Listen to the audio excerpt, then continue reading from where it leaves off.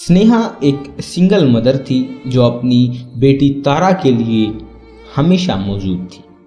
उसने अपने परिवार का भरण पोषण करने और यह सुनिश्चित करने के लिए कि कड़ी मेहनत की कि तारा के पास वह सब कुछ हो जो उसने जीवन में सफल होने के लिए चाहिए।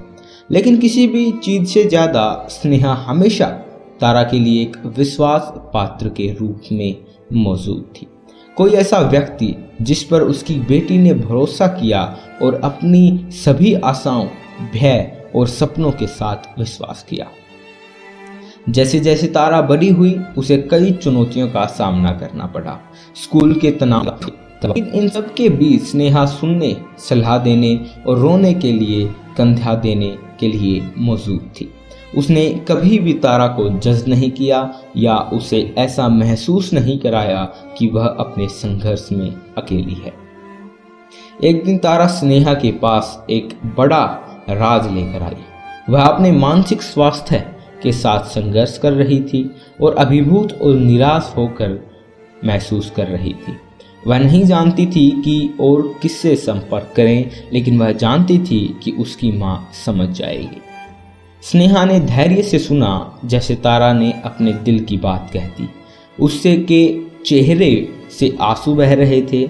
उसने अपनी बेटी को पास रखा, उसे दिलासा दिया और उसने बताया कि सब कुछ ठीक हो जाएगा।